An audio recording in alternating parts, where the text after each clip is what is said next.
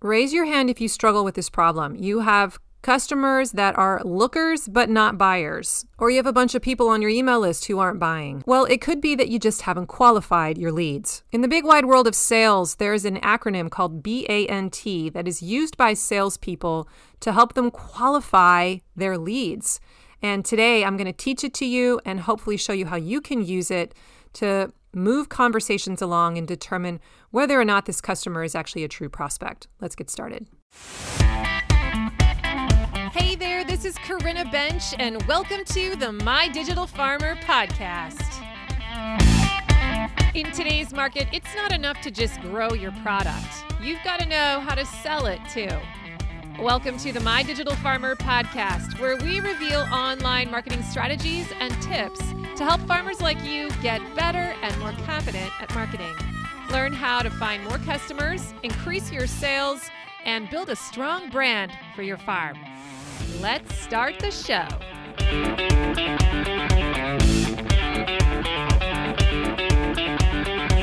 Well, welcome to episode 289 of the My Digital Farmer podcast. I'm your host, Corinna Bench, one of the farmers at Shared Legacy Farms out in Elmore, Ohio.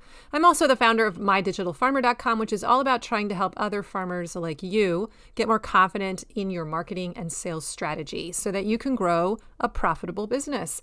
How's everyone doing today? Welcome back to the show. Happy Thanksgiving. A big shout out to all of my regular binge listeners. I'm so glad you're here. And if you're new to the show, thanks for checking me out. Make sure you subscribe to the podcast. Go check out my first 10 episodes. I designed them to be an onboarding ramp into the marketing space. And if you need some help, you feel a little green when it comes to marketing, please get onto my email list, because when you do, I'm going to send you a marketing tip or resource every week for like 3 months to really help onboard you into the marketing lingo. You can do that by subscribing at mydigitalfarmer.com/subscribe. Today's podcast is sponsored by my friends at LocalLine. Imagine all of your farm sales under one roof. LocalLine is the most comprehensive sales software built for farmers and food hubs, selling direct to restaurants, schools, wholesale buyers, running a CSA, and more. Features include e-commerce, automated inventory management, a box builder, subscriptions, point of sale, and more, helping you increase your sales, save time, and streamline your processes. Are you looking to switch to sales software that does it all?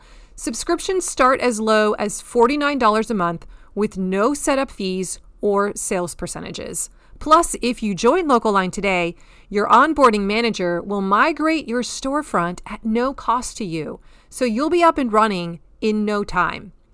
You can even pause your subscription in the off-season. And bonus, as a podcast listener, LocalLine is also offering a free premium feature for 1 year with your subscription when you use my coupon code. So head to mydigitalfarmer.com/LocalLine and enter the coupon code MDF2024. Our farm uses LocalLine as our e-commerce platform. I can't say enough good things about it. We love it. Make the switch today. And now, back to the show. Well, for all of my friends in the United States, happy Thanksgiving. This should be dropping the week of Thanksgiving. I hope you have a chance to take a day or two off and enjoy your turkey, your chicken, your prime rib, whatever you decided to sit down and feast upon, and that you have a chance to be with your families and celebrate family. This is my favorite holiday of this season or of the year. I don't know if that's the case for you too, but we have a lot of powerful traditions around Thanksgiving, and we spend a lot of quality time with our family. We'll be going up to the Maumee Bay Resort, which is Maumee Bay State Park on Lake Erie, about 30 minutes from where I live. It's not very far away, but we always have such a blast with our family, and we play lots of euchre, we watch football. So I hope you have some time, cherished time with your family. We are still going to have a podcast this week, though. How about that? And one of the topics that I've been wanting to talk about for several months now, I keep putting this episode on the back burner, but today it's going to be front and center. We're talking about how to qualify your sales. And the reason why this is coming up is because I feel like I keep hearing from my farm marketing school members, my accelerators, and just in interviews that I have with farmers, how it seems like we attract a fair number of people into our customer base who aren't really the right fit. Are you raising your hand right now? Has this ever happened to you? Where you have a customer, they buy your stuff, but you can tell they're not happy. It wasn't what they expected. And eventually they kind of wiggle their way out and they get sort of purged from the customer base. But sometimes it takes a while for that to happen, and that can be a really uncomfortable process. And is there a way for us to do a better job of making sure we get the right fit in the first place? Another thing I often hear from farmers is I have people on my email list, but they don't buy. They aren't turning into buyers. What am I doing wrong? What can I do to make them purchase and to click on the link or decide to come to the market and purchase? Or I have a lot of people who just stroll by my booth and look at things, but they're not actually purchasers. And I spend a lot of time talking with them at the booth, but they don't really buy anything. They don't turn into big supporters of the business. And that feels like a waste of time, right? It's a time suck, and it's a little bit frustrating because you're wondering, what am I doing wrong? And I think sometimes what the issue is, especially if you have people on your email list and they're just not buying, is that you have attracted the wrong customer. You have not filtered out through your messaging earlier on in your sales funnel. You haven't done a good job of explaining what it is that's going to be on the other side. And so it's very generalist in its message. It attracts a lot of people in, but really only a very small percentage of those people are the ideal fit. So today, I wanted to share kind of a framework, a sales qualification framework or formula that can help you whittle down a little more quickly who is your ideal customer, and perhaps not spend quite as much time wasting time, and I say that in air quotes, with people who will never buy. Now, I wanted to start out with a story. This has nothing to do with vegetables. I probably could have thought of one that had to do with farm products, but this is actually a story of us buying our carpet for our living room, which we did maybe 3 or 4 years ago. It's been a while now, but it was such a vivid buying experience and process or sales process that it was one of the first ones that came to mind when I was thinking about how can I introduce this topic. Buying carpet is a big investment. It costs quite a bit of money, and we were doing 4 rooms in our house and our 2 rooms in our house and our big living room. This felt like a big decision. It felt risky because I was spending so much money. And when we went around and started shopping, it wasn't just a decision that was made quickly. I wanted to look at the different types of carpets and the protection, the stain resistance, how soft are they? Are they going to get all flat after just a year? I have a dog, so, how do I have to worry about that? What kind of quality do I really require since we have so much traffic in and out of our house? And then the color, is that going to look good in my living room? What's it going to do to the rest of the walls? All of that. And so it's a longer process. This isn't just like, I'm going to walk into the store and 20 minutes later I'm going to walk out. And so how does a salesperson working at a place like that help a customer make a decision and get over that hurdle of I'm going to drop thousands of dollars on a carpeting job? And I noticed that the salesperson who helped us did a fantastic job of getting to the heart of the issues, of asking the right questions to get me talking.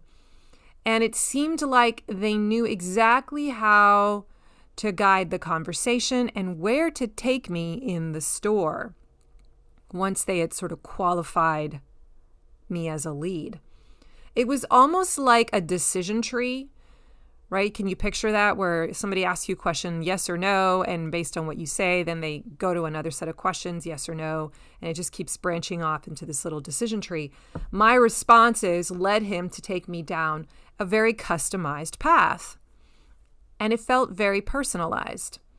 This is something that salespeople study and learn how to do. Now, I know we're not selling carpet, and we may not be trying to pitch something that's a $4,000 job. We are salespeople. We have people coming to our farm stand. We have people that are coming to our website to decide if they want to buy something. They are coming to our online store. They are coming to the farmer's market. Sometimes they're even calling us on the phone, or they're coming to an event. And we are salespeople in those different scenarios. And we have an opportunity to guide them down a path to help them figure out if this would be a good fit for them, if this product would be something they should buy one time or hopefully multiple times into the future and become a lifelong customer. Are they going to choose us? And we don't want them to choose us if we're not going to be a good fit, right? We want to help them decide to say yes, if and only if we feel like this is a great match. And we want to make sure that we give them the right thing so they experience success with the product. And a good salesperson is motivated in that way. They're not just like, oh, I need to get money out of this person. They're really trying to do it for the benefit of the customer as well as for their own business. But we want to help the customer. So I thought it would be kind of fun for us to get inside the head of some of these well-trained professional salespeople who are taught this sales qualification framework when they go, to like sales and marketing workshops. This is an actual thing. And it has an acronym called B.A.N.T, B.A.N.T. And this B.A.N.T formula is widely used to help sales professionals qualify their leads so they don't end up wasting time with sales conversations that aren't going to go anywhere, right? And it helps them prioritize their recommendations, their sales recommendations down the road as well. So it has kind of two benefits.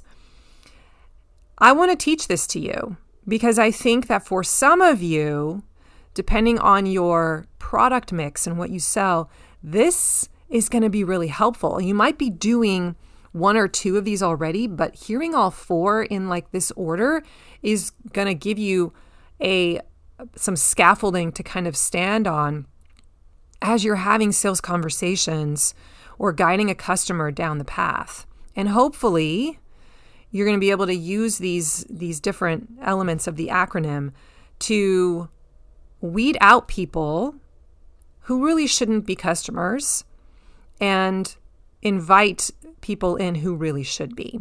And it's going to speed up the sales process a whole lot, okay?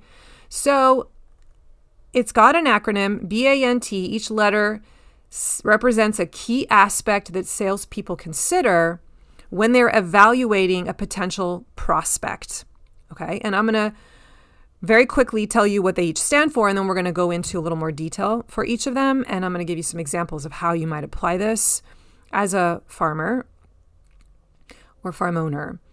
So B stands for budget, and it refers to the prospect's financial resources and whether they have the budget to invest in your service. A stands for authority.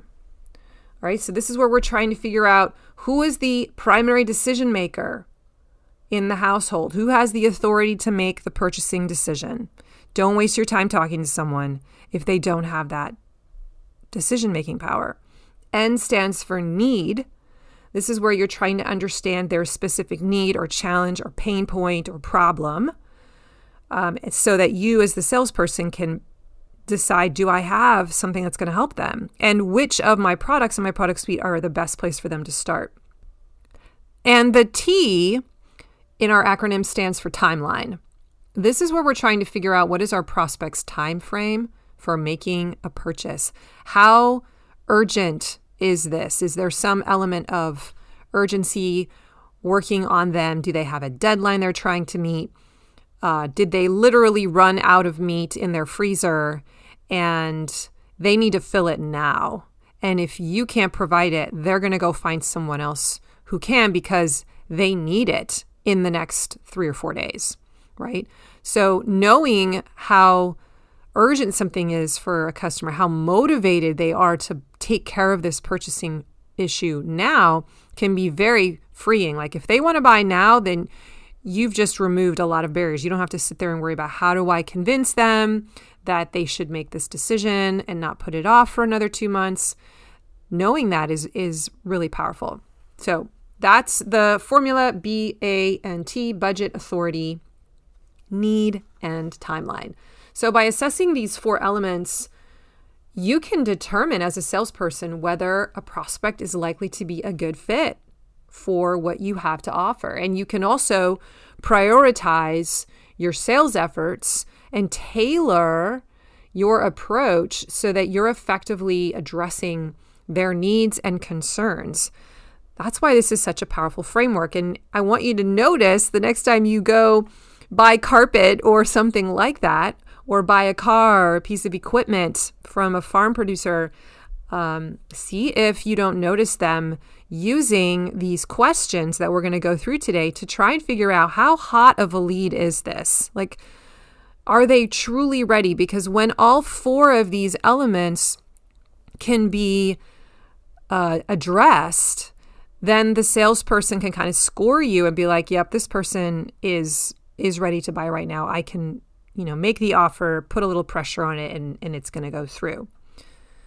I think this formula could have some usefulness for you, especially if you have higher ticket sales. So if you do things like, a side of beef, or if you're doing CSA sales that are larger ticket, and even if you're looking to try and secure a buyer in the wholesale market, and you're trying to pitch your products and you're going around and meeting with different buyers, what are the kinds of things you need to be aware of so that you're talking to the right person and you're trying to get them to say yes. Today's podcast is sponsored by Farm Marketing School. This is my monthly membership program that helps farmers build their marketing systems for their business. If you are a farmer that doesn't really have a good machine in place that's helping you collect leads, attract your ideal customer, deliver your offer, nurture them into super fans, and learn how to continue to make revenue off of them, then this is a program that you might want to join. This is a monthly membership, which means you pay month to month. And inside, I have over 10 to 12 different marketing projects that are 30-day project builds. And farmers can come in, they take an assessment to figure out where they are in their business, what elements they might be missing in their marketing system, and then you build the different pieces of the machine month by month. You get to decide what to work on first. I have projects about the website makeover. I have a project about building your email nurture sequence, writing a weekly email, building a promotion calendar. This coming month, the month of November, we're actually doing a live book study on building a story brand by Donald Miller. And you will be building a brand script for your farm, getting clear about what your marketing message is. So that's the live project going on right now. And in the month of January, I'm going to be releasing a new project all about marketing metrics. And we're going to be doing a deep dive on the key. It's kind of a short list of the metrics that you need to be tracking. And I'll teach you them one by one. And then your homework's going to be to go find that metric for that week and build it into your workbook so that you can be tracking it. It's going to be super good. So if you want to join this community, head to mydigitalfarmer.com/FMS to learn all about it. It includes a host of project builds. Each project has a teaching workshop. It has a project planner. It has templates to help make the process of building your own version a lot faster. And we also have a monthly Zoom meetup where we talk out our questions. So I hope you decide to join the community. I'm super geeked about it this winter to work with my members and work one-on-one with them and help them. Go to mydigitalfarmer.com/FMS to enroll now. And now back to the show. Okay, so let's talk about the first element, which is budget. The B for B.A.N.T stands for budget. Why is knowing the budget so crucial? Well, if you don't know what your prospect can afford, you might be offering the wrong product that's out of their reach. Maybe you have an opportunity to present something that's a little more cost effective for them, and you don't mention that product first because you haven't even figured out like what table are they playing at, right? So, you wouldn't sell a tractor to someone who can only afford a wheelbarrow, right? I think of my son, Jed, my older son, Jed, who's recently really gotten into selling RC airplanes on Facebook Marketplace. And he has talked about this problem with me quite a bit, where he's beginning conversations and threads on people are like, oh, I'm interested in this product. And he goes back and forth, and he's at school and then he comes back and he's checking. Sometimes these conversations can last for several days before we finally get some movement and like, is this person really serious about wanting to buy this or not? And one of the things he has noticed is that sometimes the person is really trying to wheedle down the price, like to really, really low. And he's just, at first he kind of accommodated some of that and kept the conversation going. And now he's just sort of learned, this is one of the first questions I've got to get out of the way is, are they able to afford this? Like, are they in my ballpark? If they're not, I'm going to cut the conversation off because this isn't going anywhere. So price can be a qualifier, and I want you to stand strong when you say that. Like we're not always trying to wheedle our price down as low as it can go so we can get as many people as possible to buy it because we feel bad. Like, no, like price can actually, if you have a strong price that's elevated, it actually does weed out certain kinds of customers, and it attracts others. And I have just noted, we have a pretty elevated brand, and I have noticed over time, the higher the price seems to go, that we are attracting a type of client for whom price is not really so much of an issue. And that's just very interesting to me. So I want to attract more of those people who aren't, looking at price all the time or saying, oh, I can't afford that. I want people for whom price is really not an issue, ideally. I would like the majority of my clients to fall into that, right? So price can be a qualifier, and for your type of product, it's okay to ask this question. So how do you uncover this information from someone? How do you have a conversation around this budget question? And here's just a few strategies. You could ask a direct question. So I feel like sometimes just being straightforward is the best. You could flat out ask, what is your budget? What price range are you considering? This is something you hear when you go and buy a car. This is the first question the salesperson will ask you, or some version of it. Like, what are you looking to spend today? Right? It's so interesting. Now that I know this formula, like I see it in action all over the place. But this is just helping the salesperson know, what table are we playing at here, right? If they're looking to spend $20,000, I'm not going to go show them the cars that are $50,000 because that's going to be a waste of my time. So sometimes just trying to figure out, hey, what are you looking to spend on a side of beef, or what were you looking to spend as you fill your freezer today? You could also get at this by probing about their past expenditures, like what's been their history of spending in this area. So if they're hesitant to discuss their budget directly, you could inquire, like you could say something like, well, tell me about the last time you invested in a freezer full of meat. How much did you get? And that will kind of help you know what their pattern has been. It just gives you a ballpark, right? You could also offer pricing options in the conversation to try and help them bring it up. So giving them different options at different price points, that way they can self-select into the range they're comfortable with. So you might say something like, well, we have different packages that range from $50 to $1,000. Where do you see yourself on that spectrum? You see how that's like an open-ended question? some version of that, right? And that can help them. They'll answer, and then that'll kind of help you know, again, what table are they playing at, so that you can decide, do I want to continue this conversation?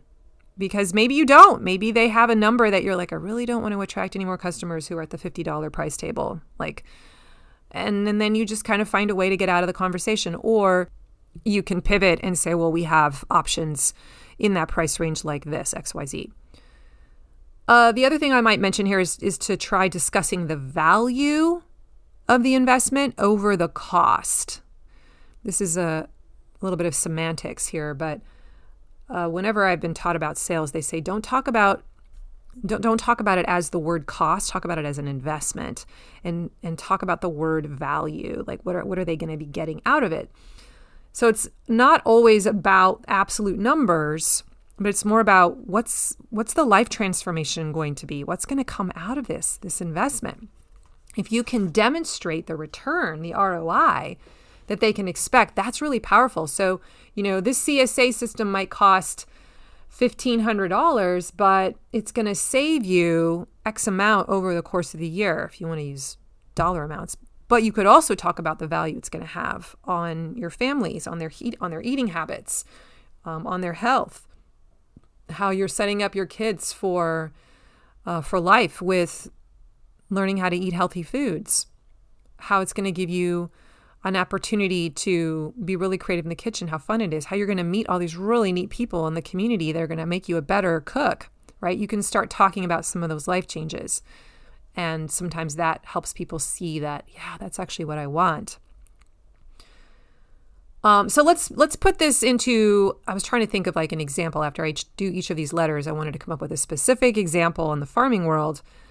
So let's imagine that you're selling a line of organic grass-fed meat. I know I have a lot of listeners who fall into that category, to a customer that's interested in making a lifestyle change, but they're a little concerned about the cost. So you might say, I understand budget's a concern when you're switching to organic grass-fed meat. Can you share with me what you're currently spending on your meat purchases and where you're purchasing it from and what changes you're hoping to make within your budget? Do you see how that question doesn't feel quite so intimidating, and it's honoring them where they're at in their journey? It's kind of empathizing. It shows that you understand and that you're listening. It just opens the door to a budget discussion. So maybe they reveal to you that they're currently spending $150 a month on conventional meat from the store, the grocery store, and now they're interested in organic options. And so you would then tailor your response to highlight the benefits of your offer and the value. So, hey, our organic grass-fed beef might be a bit more expensive up front, but it's going to provide some superior nutrition to you. It's going to support sustainable farming. It tastes so much better. And by the way, we offer flexible subscription plans so that you can transition smoothly into, the kind of eater and the kind of budget that you want to have without breaking your bank. So you can kind of show them the path and give them a specific first step. So the goal here isn't to be pushy when you're probing about the budget amount.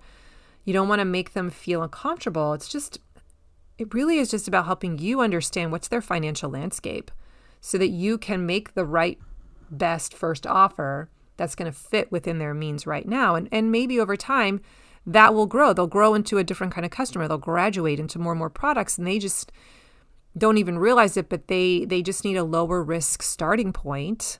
Maybe they're telling themselves, I can only spend $150 right now. But once they experience the value of your product, and that nothing fell apart in their life because they're spending $150 on your meat, then they'll be more willing to take a step, a few months later, be like, well, now I can spend $175. And then soon it's $200. That was letter B. I hope that gave you some ideas.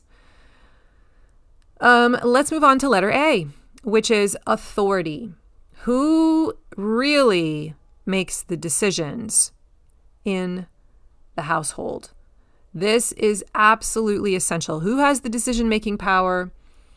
You could have the best product in the world, but if you are not talking to the right person who holds the purse strings in the family on this particular issue, you are not going to get anywhere. And it really depends. In my world, it seems like the women in the family seem to control the purse strings when it comes to food more than the men, but not always. That's not always the case. So make sure that you are pitching your message and talking to the right person. I was thinking about Lego kits. Please just humor me. I have 2 boys, right? And they still are really into Legos. You never really stop being into Legos, do you? But when they were younger, in their early teens and certainly in their primary school years, wow, I probably spent $5,000 on Legos. It's crazy the number of kits we went through. Don't regret it for a second, because they are now engineers, and like my son's going to be building airplanes, and I know that helped them, right? But I remember noticing an advertisement in somewhere. Where did I see it? For a Lego kit, and it was a little girl holding this cute little kit that was, super easy to build. And the tagline was something like, "This is how we build creativity in our kids." That's not the tagline, but that's essentially what it was communicating. It was not a tagline targeting a child. It was definitely talking to the parents. And that was a moment where I realized, wow, yeah, they're talking to me because I'm the one who's got the money. I'm the one who's going to spend the $200 for that Lego kit. So it's crucial that you are engaging with the right person from the start when you're having a conversation with a potential customer. Is this the person who's actually going to be spending the money? Because if not, there's going to be a few things you want to do to change that. So here's how you can identify and connect with the decision maker. First of all, just ask directly. Don't be afraid to just say something like, "Who's going to be involved in making the final decision of this purchase? Is that you, or is that your partner?" And that's going to save you a ton of time. And you don't have to have this same exact sales conversation on the phone or in person with the other person later, right? So just be upfront, make sure you're speaking to the right person. I think about this too when it comes to finding wholesale buyers. When you're trying to shop around and figure out who might be interested in your produce, again, you can be working your way through the whole org chart, trying to figure out who is the person who actually makes this decision, and make sure that you figure out who that is, or you're just gonna spend a lot of time pitching the same thing over and over again. Leverage your network. So I would also just use your connections and your relationships, even your customer base. Sometimes a referral or an introduction goes a long way to getting you in front of the right person. So you can ask around to some of your customers, "Hey, do you know someone that is in this space, or who should I be talking to if I want to be selling my meat in such and such venue? Or do you know who I should talk to about offering this product?" Can be a follow-up question.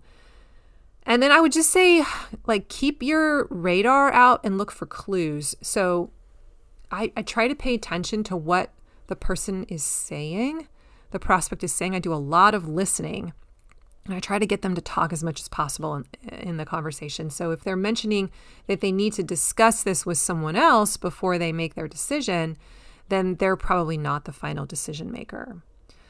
And that's where you might say something like, "Well, I'd be happy to provide additional information to anyone else who needs to be involved in this process." And then, of course, you need to do so. So let's bring this into a farming context. Let's say you're talking to someone interested in buying, again, bulk beef, a side of beef. You might say, "Hey, I want to make sure I'm providing all the right information to you. Who will be making this decision about this purchase?" Okay, just nice, short and sweet. I also think it's important to build rapport with the decision maker and realize that sometimes it's going to take a couple of conversations before they are ready to trust you and move forward, especially when it comes to things like wholesale relationships. This is a waiting game, an investment where you may have to make a call or take the time to nurture a friendship and a relationship over the course of many months, maybe even many years, until there's an opening and then, you slide right in. Okay, let's move on to the letter N in the acronym, and N stands for need. And this is so important. I think this is one of the most important things. Need. So why is this important? Why is this so crucial? If you don't know what challenges your prospect is facing or what goals they have or what they want to become, then you're just guessing. Remember that every purchase is usually motivated by some kind of desire or an internal deep-seated need. Not always just the external need of, oh, I'm hungry and I need to get calories, but there's usually something else driving the decision to buy. And you want to try and uncover what that problem is, what that pain point is. What are you trying to solve for this customer? Guesswork does not lead to successful sales. So you want to have a conversation to uncover what that need is so that you can tailor your recommended solution to them. So here are some ways to do that. Again, open-ended questions are your friend. This is going to encourage prospects to share more about their challenge and their goals they have. So you might say something like, hey, can you tell me about some of the challenges that you're facing right now when it comes to XYZ? Or what's the reason that motivated you to reach out to me? Or why are you looking to purchase a CSA share? What got you thinking about it? And that opens up the conversation. Let them talk because you'll hear all kinds of things underneath their words. Really listen. The need is often hidden between the lines, and you can follow up with questions like, hey, elaborate on that, or tell me more about that. Or how is that impacting your day-to-day meal prep? If you are doing more stuff in the area with like wholesale buyers, I would say do your homework and research before you meet with them. And make sure that you understand their market, potential issues and opportunities that they're facing and how you might play into that, because that shows that you're prepared, that you're genuinely interested in doing business with them. So saying something like, hey, I noticed that you recently expanded your local produce operation, or I've noticed that you're opening a new store in Findlay in the next few months, and how is that going to affect your resource needs? As you're listening to them, you're kind of asking yourself, can I meet that need? Do I have a solution for them? And if you're not a right fit, then you should stop the conversation, right? This could end up, you not only weed them out, but they can weed you out, and that's okay. Then you save time in the long run. Okay, so let's put this into a farming context. I thought of an example, community-supported agriculture, somebody who's thinking about joining your CSA. So you're talking to a potential lead, and you might say something like, look, I know finding fresh local produce can be challenging, especially when you're trying to navigate a busy lifestyle. So can you tell me about what you're looking for in a CSA program? What drew you to us? And then maybe a follow-up question could be like, do you have any concerns? What are your questions that you have about it? What's holding you back from being all in? So try to figure out what those FAQs are. What are the objections? And then you can address them one by one. And if you can break down those objections, then you've just made the sale. I feel like I spend a lot of time on this podcast really touting digital marketing, and that is primarily what I do. But there is a lot to be said for the one-to-one sales conversation on the phone or in person with a prospect, especially for things like a CSA or a high ticket offer. I know it doesn't sound like it's scalable, but if you're in the early stages of building your business, there is a very high conversion rate on one-to-one conversations. And I've noticed this anecdotally. I've also measured it with a few of my promotions. And if you're like in the early stages of building your business, I think it's totally worth it to have one-to-one conversations, to spend 20 to 30 minutes using a framework like this, helping relieve some of the concerns that a customer might have, because you often end up closing the sale. Like my closing rate can be between 70 and 80% if it's one-to-one, especially if they have reached out to me and shown interest. And I want you to just consider, if you can close that sale, especially for something like a CSA, when they often will repeat and come back the next year and buy more things from you throughout that year when you make other offers, their lifetime customer value is huge, in the thousands and the tens of thousands of dollars. And am I willing to spend 20 to 30 minutes of my time, which is also valuable, in order to acquire someone who's going to bring in $10,000 to $15,000 over the course of their time with me? Yes, you should say yes every time, especially when you're in the early stages of your business. Or if you can't do it because you're higher up in the management, do you have someone on your team that you could delegate this to and say, you're taking care of these kinds of conversations for me? Okay. I feel like I'm going into the weeds, but when you can understand a person's problems, pain points, specific needs, their wants, you're going to be able to position your product or service as the solution they've been looking for.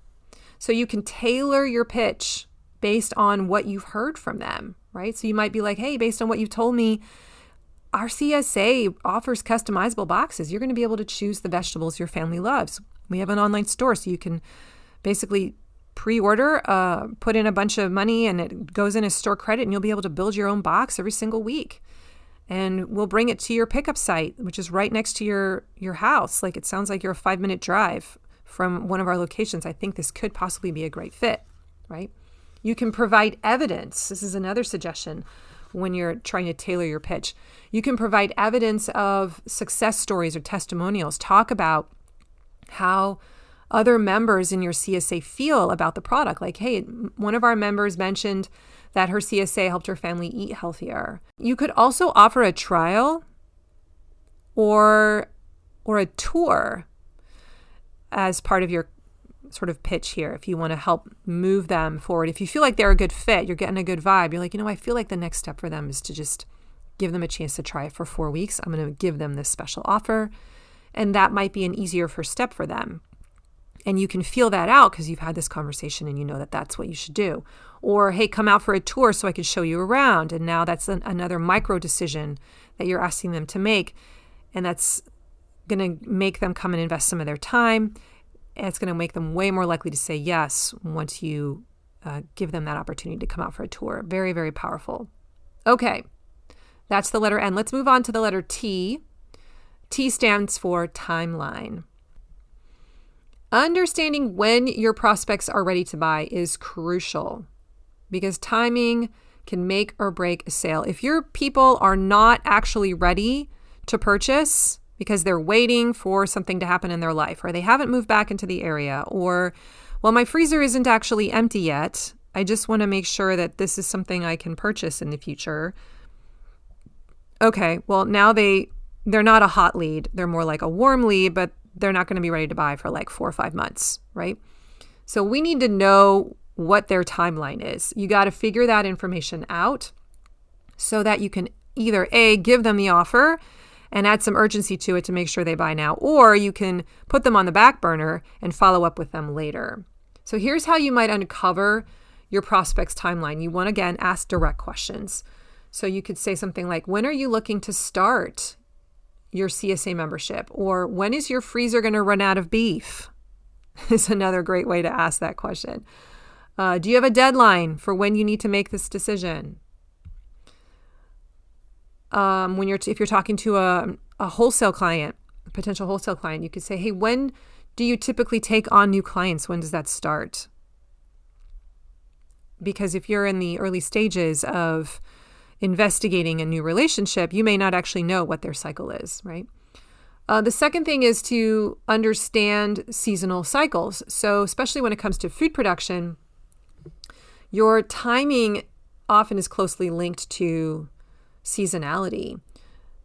That also is the case for you. Like, we all know that when it comes to finishing up beef, like, there's a certain time of year that you know it's going to be ready to go to the butcher and not a moment sooner. And so that just may not align with when they want to have it. If they want to have that beef like next week and you're like, I'm sorry, it's just not going to be ready for 4 months, then this is not a match made in heaven right now. You also want to probe for signs of urgency. Sometimes prospects have pressing needs, like they need to accelerate their timeline. And so you want to ask questions like, Is there some kind of immediate need or a problem that you're trying to address that makes this important that we do this right now, right? Just try to gauge their urgency. So if they have a health issue, that was kind of the example I was thinking of, or I'm not going to be in town for the entire month of July, I really need to get this taken care of now, then that might make their name rise to the top of the list, or you'll just know, oh, they really need to handle this today or this weekend. And then I wrote down set follow-up milestones. So if the prospect isn't ready to buy, and that sometimes happens, if they're not ready to buy immediately, that actually happens more often than not, then establish some kind of a timeline to follow up with them, or create some kind of a system in your digital marketing so that you follow up with them at a certain milestone. So you can ask them, hey, can I check back with you in a month to see where you're at with your decision? This is something you'll hear a lot of salespeople do, one-on-one sales, do with you. You'll notice it now that I brought it up. And if they give you a yes, if they're like, well, yeah, you know what, how about we talk in 4 weeks? Then go write it on your calendar or put it in your phone, a reminder to follow up with this person. And all you have to do is just shoot them a text or call them and say, hey, you asked me to follow up with you. Okay, so let's put this into a context. Again, I'm going to choose this time a Meet CSA membership. Let's suppose that you're talking to someone who is interested in joining your Meet Share. And you might say, well, I want to make sure that this CSA meets your needs. When are you looking to start receiving your first box from us?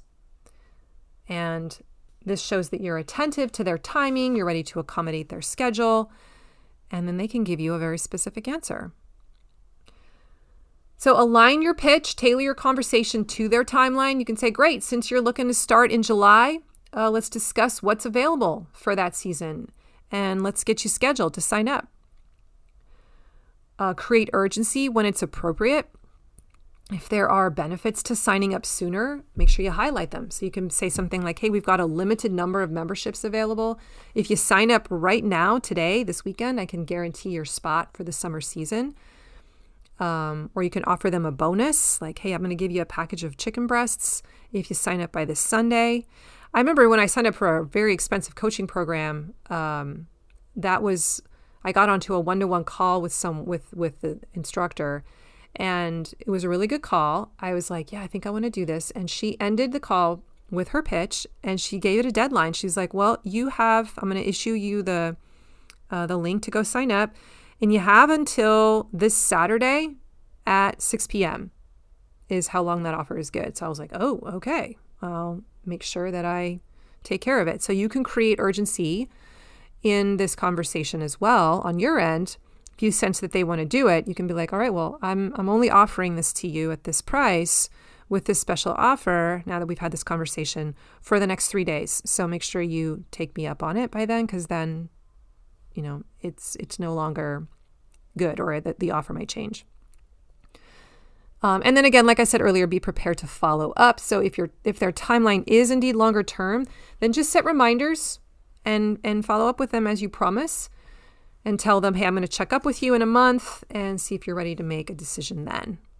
These are things that salespeople are trained to do in the world of one-on-one sales.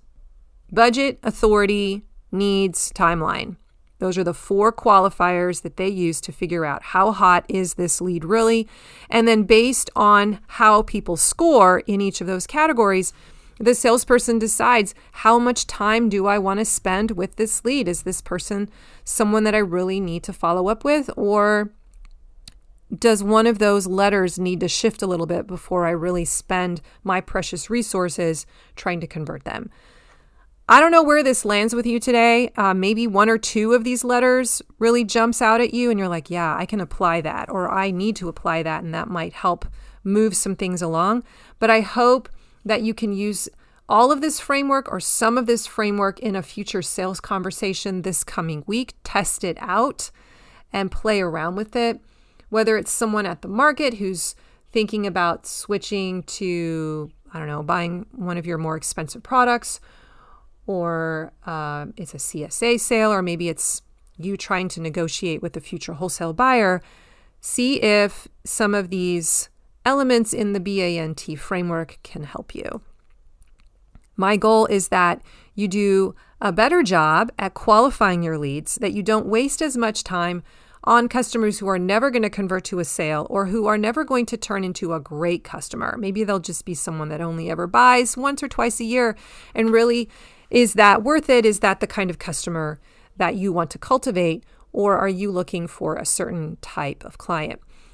I'm doing a book study right now with our Farm Marketing School members on building a story brand by Donald Miller. And one of the most important things that you have to get right is you have to know who is the hero in your story. It's the very first element in the sales communication framework. And you've got to make a decision. You get to make the decision as the business owner of what kind of ideal customer do I want to attract into my business? Who is going to be the hero of this story, and what is their pain point and problem? And how can I help solve that? How can I guide them to the right solution? You get to determine to some degree how this all works out. You get to decide how you want to filter people in and out. So make a decision on the kind of clients that you want to serve. Who are the clients that are going to create a profitable business for you? And then develop this framework, this sales framework that is going to help you qualify people so that you're getting those kinds of clients and weeding out the ones who don't quite fit. All right, my friends, that is all I have for you today. I'm going to leave the show notes for this episode at mydigitalfarmer.com/289. If you liked this episode, please leave me a rating or a review on Apple Podcasts because it really does help more people find out about the show. If you want to get onto my email list and start getting better at your marketing, I have some free stuff to send your way. You can unsub at any time, but it's a lot of really good information in there. mydigitalfarmer.com/subscribe. I'll send you something every week for like 3 months. And if you want to follow me on Instagram, I'm at MyDigitalFarmer. I like to show up in stories from time to time and share some of my ideas and thoughts and connect with you there. Thank you so much for joining me today. Have a wonderful Thanksgiving. Have a great week. And I will catch you next time. I believe in you. Bye-bye.